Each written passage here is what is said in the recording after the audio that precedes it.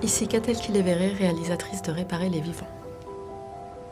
Bonjour, Tahar Rahim pour Réparer les vivants de Catel Kiléveré. T'es en première L, c'est ça? Ouais, c'est quoi d'autre sur moi? Je sais que t'as plein d'amis et que tu sors le soir, un peu. C'est l'odyssée d'un cœur en fait. C'est le voyage d'un cœur, du corps d'un être qui va perdre la vie, vers le corps d'une femme qui attend ce cœur pour prolonger sa vie. Et à travers ce voyage, on explore en fait toutes les émotions qui traversent ceux qui font partie de la chaîne et qui aident à ce que cette vie soit prolongée.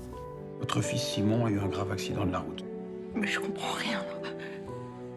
Quand vous le voyez, tout vous semble normal.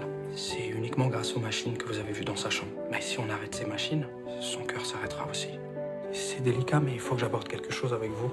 Cette situation nous permet d'envisager un don d'organes.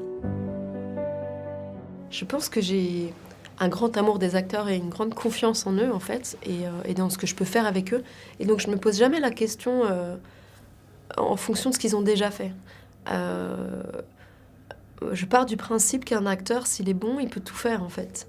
Et j'ai plutôt envie d'aller, à chaque fois, de les emmener à un endroit où ils n'ont pas encore été, parce que c'est un risque à prendre, mais si on ne prend pas de risque, on ne risque pas non plus de faire un bon film. Et c'est ce qui va aussi donner de la force et de la puissance au film, de redécouvrir un acteur dans un autre registre. Au bout d'un moment, on ne pourra plus maintenir le cœur de Simon et il sera plus possible d'envisager un don.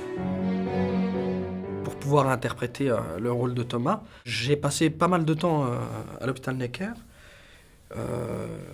avec Régis Quéret, qui est un infirmier coordinateur de fonction, qui est la personne qui a inspiré le personnage du livre également. Et oui, j'ai passé un mois là-bas pour pouvoir m'immerser dans cet univers, pour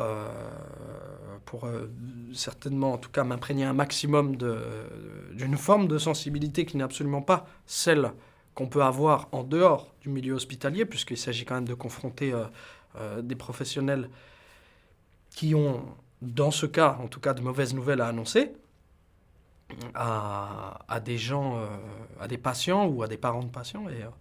Et c'est très complexe de trouver la bonne émotion. Parce que trop en donner, c'est manger l'espace des personnes concernées. Et ne pas en donner du tout, c'est renvoyer une froideur qui peut froisser les personnes en face. Et pour avoir passé quelque temps à l'hôpital pour rendre visite à des gens proches, c'est quelque chose de très important à relever, mais surtout, ça relève même du devoir, d'un respect pour cette profession-là. Si cette démarche est mise en place, c'est uniquement dans le but d'aider des malades qui sont en attente d'un organe. Vous savez ce que je vais vous dire? Peut-être que c'est mon heure, c'est tout. Je sais pas si j'ai envie de vivre avec le cœur d'un mort. Claire, c'est votre décision. Mais un cœur, ça ne se trouve pas comme ça, vous le savez. Je voulais un film qui mue. Au départ, on est quasiment dans un teenage movie, à hauteur de ces adolescents.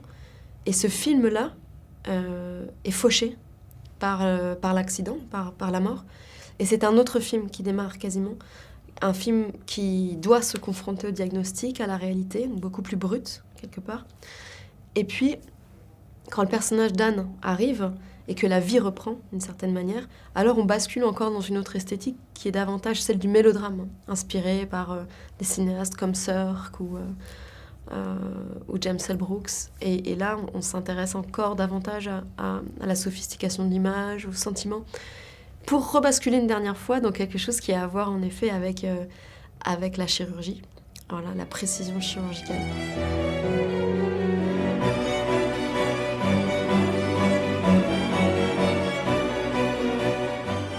Ne pas porter un film tout seul, c'est aussi s'éviter une pression qui est parfois inutile, qu'on se met assez souvent quand elle est nécessaire au bon fonctionnement artistique, mais parfois c'est un peu trop. Là, d'être tous ensemble, partager une affiche, un peu comme un film choral comme ça, je trouve ça même... C'est un réel plaisir parce que...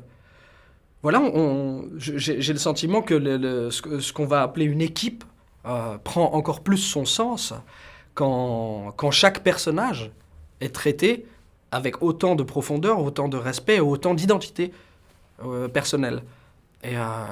Mais ça, j'y reviens, mais on le doit beaucoup à l'écriture et à la réalisation et à la direction qui est porté par Catel, quoi, vraiment. C'est vrai que chaque personnage, aussi petit qu'il soit, existe et on s'en souvient. Et c'est ça la force des grands metteurs en scène.